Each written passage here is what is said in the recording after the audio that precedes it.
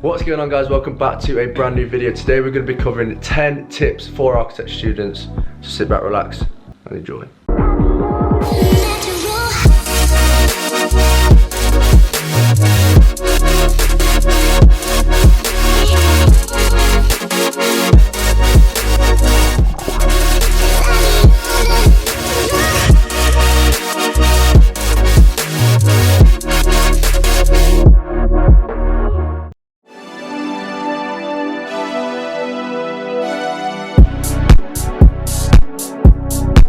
Okay, so the first point we're going to talk about is at the start of a project, you'll always get a brief.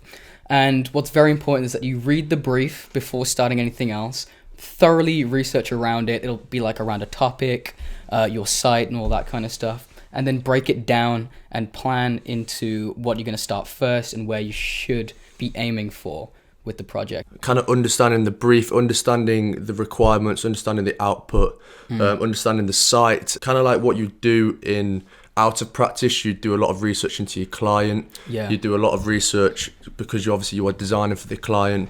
And essentially at university, the brief is the same thing. So you want to kind of put yourself ahead of the game. You want to kind of get yourself thinking about the brief critically, as you would do outside of university. And I think that would set you up really nicely for starting a project. Even if it's a really short project, you still want to do a lot of research and really read into the brief. So usually what I do before kind of starting a project, well, the first thing that I do is actually make notes from the brief. I'd kind of break it down into my own words to make me understand it a little bit better. Because sometimes the briefs can be quite confusing. They can be quite extensive and long and just, quite confusing. So if you break it down into your own words, maybe highlight some bits that you find important and that you want to go further with.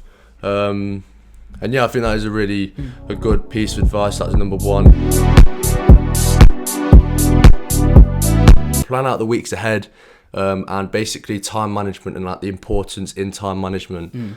So for me, one thing that I would do and I advise people to do is kind of create like a rough schedule for each project, just to kind of keep you on track.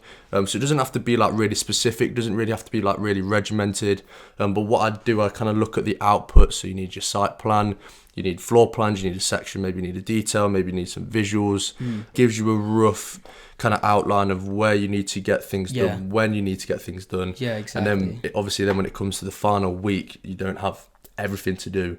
If you've spent maybe you've spent like 2 weeks on one drawing and when you should have only spent a few days on it. It kind of roughly will set you up for the project ahead to make sure you're going to keep on top of your work.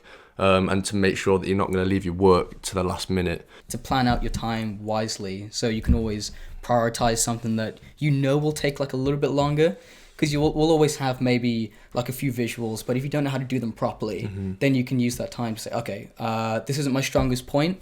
I will do like maybe a rough one and then develop that, or go ask people, read up on it. So if you plan ahead to say that I want to get this, like you want to get your plans done by a certain time, that means that you can either finish it sooner, or if you meet it, you can give yourself enough time and plan ahead just that you want to improve it. Don't be afraid to take risks and experiment a little bit. But by having like very, very simple goals and making it too simple, it does just make it like if you just have a box, basically. It shows that you haven't really taken any risks and you're very comfortable. And sometimes for certain studios, certain tutors, they really take value in you taking a risk to say that, okay, I'm interested in this kind of form. I want to experiment with like model making, that kind of stuff. And they see that you're taking that initiative and it really pays off. Like your portfolio will look amazing. If you're applying for a job, they're seeing that you're willing to try new approaches. And if that's worked out, you can, take the pros and cons from that. You're willing to fail a little bit and then learn from that failure because either it was maybe too complicated, not something you're used to, but you're still learning from it.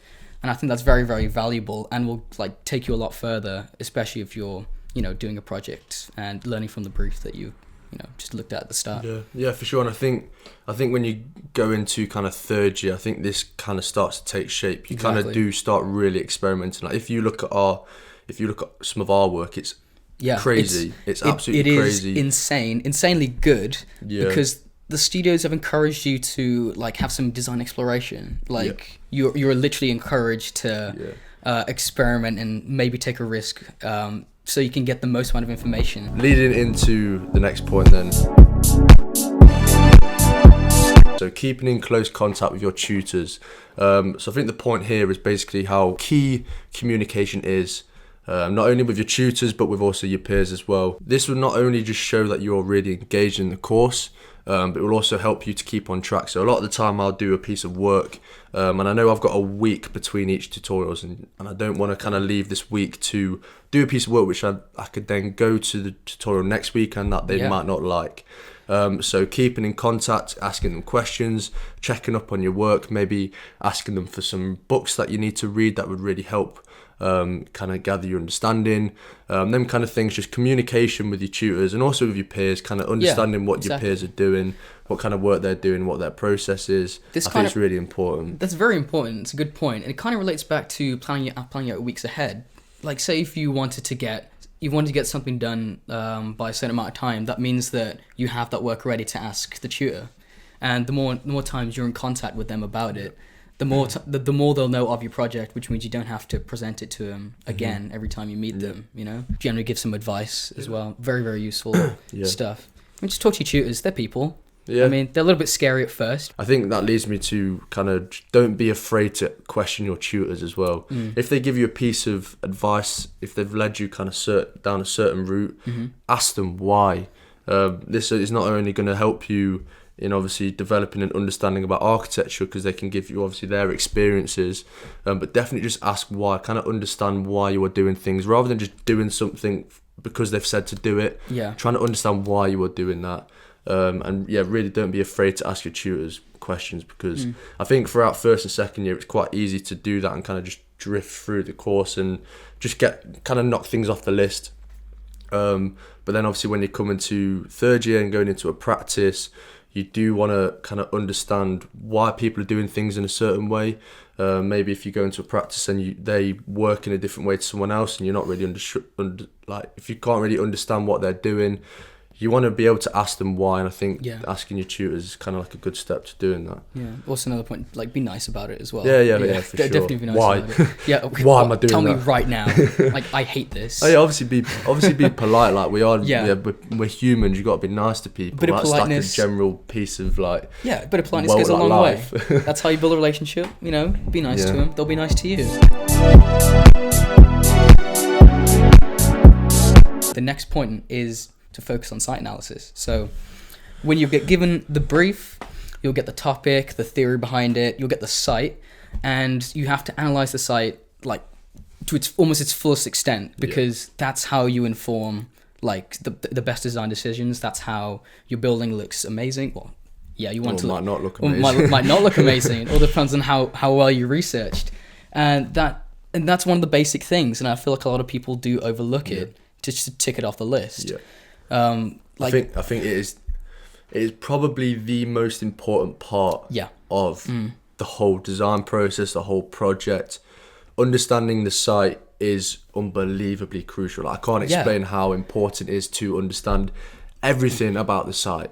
Maybe you don't want to know everything. You might not need to know everything, especially at a university level. But site analysis is vital in understanding how your building works, how people are going to get into your building, like access. Even so many things are covered from site analysis, and so definitely starting a project with a thorough site analysis is very important. So the next point we have is professionalism. Yes. So professionalism goes a long way for sure. Like whether that's your attitude at university, so how professional you're acting, or whether that's actually the presentation of your work. Professionalism is vital. Obviously, like we've mentioned about going into kind of firms and stuff, understanding this at a university level is obviously key for setting you up and going out into the real world, etc. But because when you're employed or you're working at a firm, like the more professional you are, the more they'll kind of see that, okay, this person's actually serious. Yeah. You know? And they know what they're talking about. Know what they're talking about. And they're confident in what they do. Exactly. They've got the ability. Professionalism is key. It will get you a long way. Even in going to just in general life, going into interviews and stuff, you want to come across professional. You don't want to come across the person kind of slouched there at the desk and not really wanting to be there. You want to show that you're engaged. You want to show that you are interested in the subject, willing to learn. And even with the presentations, just making sure things like colour, font, orientation, kind of size, just all them little kind of details to make your whole board look quite professional, was really, really important. That goes throughout the whole of university, from first to the 7th year. Professionalism is just really, really key. It is sure. Literally everywhere. And it's not to say that you should focus on it all the time. It's also very taxing to say that, oh my god, is this really professional? Like, oh yeah, you gotta have your messy work. You gotta have your experimentation. You gotta have like the few sketches and stuff in there. Like those will also go like a very long way. Those will show that you are caring and you're willing to take it through those stages, but to a high degree that you're proud of the work that you do. Okay, so the next point brings us to like the balance between software and hand drawing, model making, and sketching. And like what a lot of people think when they come into architecture or come into this field is that you have to know all this software before going in. And then once you get there, you feel like you're going to be using it all the time. But that's just not really true. Like we're just saying, like the sketches go a very long way in saying that you're trying to portray like where your idea started, and then you can put that into the narrative to say where it will end. So what I'm trying to put across is that, when you're working, like eventually once you've got your degree or you've got some work experience, software is key and your skills are important, but the hand drawing, the model making, the sketching is very good in, when you're studying to show where ideas come from. To use just software does kind of hinder your creativity a little bit, in my opinion. Sure. 100%. And in this, you have to be creative like all the time. Yeah. So the more range and mediums you have, not just software, the better you'll be. Like you'll go so much further. I think that leads on from like the earlier point of saying taking risks and experimenting. Yeah. And I think it is vital in experimenting to build up the skills in not only, you don't want to be the architect that can only use Revit or you can only use softwares. You want to be diverse. If someone asks you, maybe could you make a model for me? And that's fine. I can make a model. Can you do some sketching and sketch down some ideas? Yeah, I can do that. And maybe some projects, maybe a render for a project won't work for a certain project, but it would for another. Maybe some sketching will show more atmosphere for one project than another. So just doing softwares isn't going to help you, but also at the same time be really good at one as well. Yeah. So you want to be really skillful in one, so that yes, you can be quite diverse. Yes, you can do all of these things, but I am really good at this. Okay. I think that's important. And that leads us to the next point, and that is going to be get some sleep. So all-nighters. Man, we all need some of that. Yeah, well, especially architect students. Yeah, exactly. That's what I mean. An external person looking at architect students, you will understand that maybe we don't get much sleep. Maybe we are working all the time. We are working late all the time. And a lot of the time that is true because we are working all the time. However, like I mentioned earlier with the time management, if you keep on top of your work, maybe you can reduce the amount of all-nighters you have. Maybe you can keep on top of your sleep. So for me, I perform so much better when I have a really good night's sleep and then I get up maybe a little bit earlier the next day and kind of have a really, really productive day. So for me, I always tell myself that I have to have at least 7 to 8 hours sleep a night. Okay. Even if on like a deadline week, I'm trying to push myself to go to bed a little bit earlier. So what I try and do is go to bed a little bit earlier, but then wake up a little bit earlier the next day to kind of start the day off well. Rather than going to bed at like, say, 3-4 o'clock every night and then get up at 12 o'clock every day, especially in months like winter when it gets dark at 3 o'clock. Yeah. Just for your mental well-being, your physical well-being, it's just not great.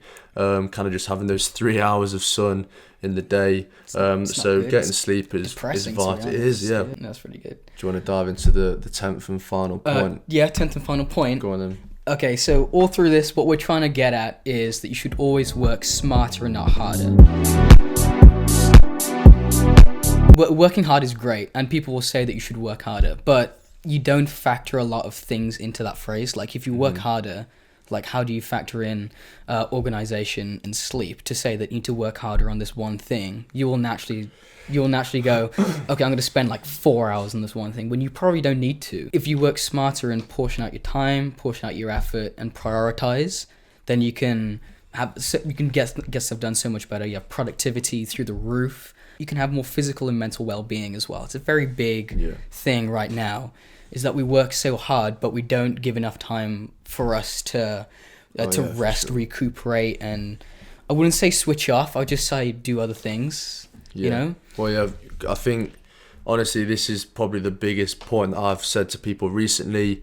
This is my first podcast back of 2020. This was the kind of like the big piece of advice I'm giving myself for this year is definitely work 100% smarter and not harder. Like I think you will burn yourself out. Yeah. If you work yeah, for sure. And I think like there's that stigma that you need to really, really, really work hard.